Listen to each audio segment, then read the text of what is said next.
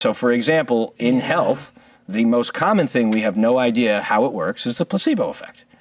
Right. We have no idea today, with today's everything, today's science, today's technology, we have no idea how the placebo effect works. But we know it works, and it's in every single scientific controlled drug trial. And that is a very mysterious thing. Where does it come from? How can the mind influence how the body behaves? How can people cure themselves of diseases that are seemingly incurable, like I did with my eye disease? Mm-hmm. How can we cure ourselves of diseases because of what's in our mind? And there are tons of those things that are out there that science still cannot explain. Science can't explain the origins of life. Science can't explain the origins of Earth. Science can't explain the Big Bang Theory.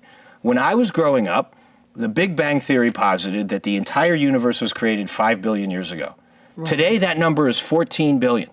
And it used to be 5 billion. I thought it got longer too after that James Webb telescope. Yeah, and by the way, 9 billion year difference is a huge difference. Right. We have no idea what we're talking about with a lot of stuff. Okay. So that's like the basis. And so I think the way Europe approaches it, which is what we talked about on our panel, is they say if this isn't something that's food, and this isn't something that humans have been eating for hundreds of years or thousands of years, and it's something that we have to synthetically make in a laboratory that has no connection with nature, none, maybe we shouldn't eat it.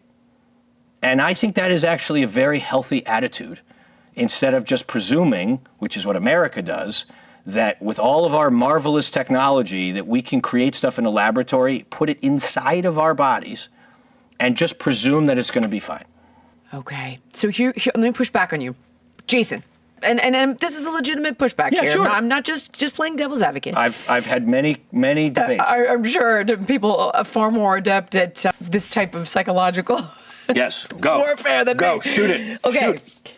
If it's harmful to the environment and we want to grow the species and we're deforesting for cows and we're saying that meat is healthy and it's better than cereal, which we'll get to in a moment. Yep. It's not sustainable.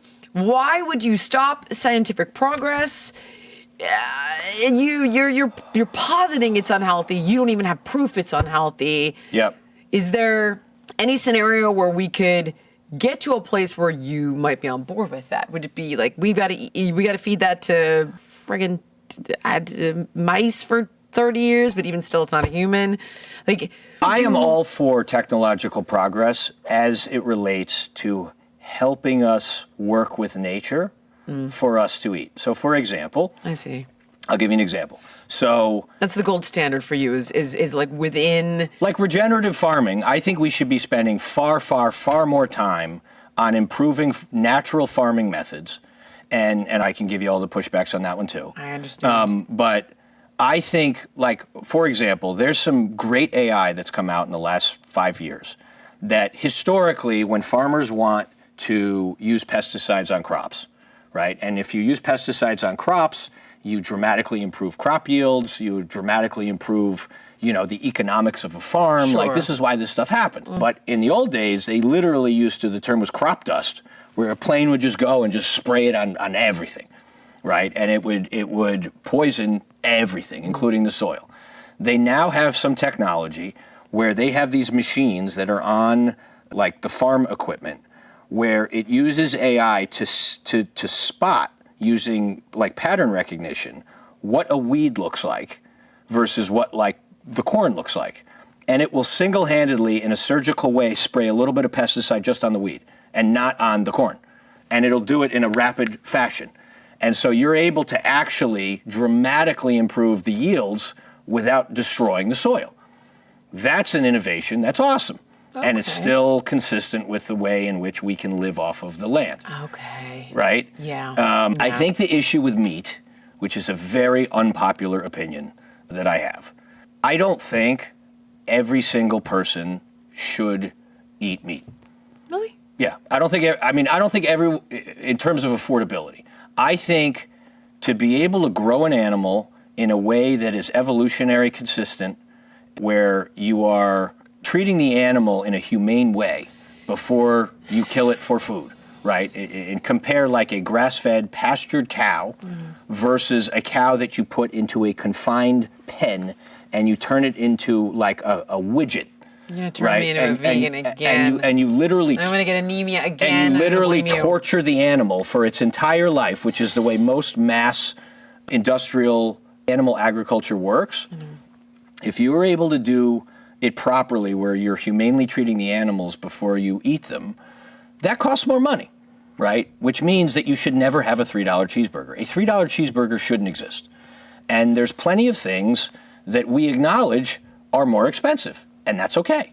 And I think if we devoted a significant amount of the money we spend on stupid things, right, the amount of money we spend on just keeping chronic disease from, or just the amount of money we spend on chronic disease, which is clearly continuing to make ourselves worse, right, if we were able to tackle chronic disease and reduce that spend burden, and we're able to take some of the subsidies that we put towards corn, wheat, and soy, which go into hyper ultra processed foods, and we take those subsidies and we start putting them into regenerative farming, and we start putting them into foods that we know are nourishing for humans instead of poisoning humans, we can make those things more affordable.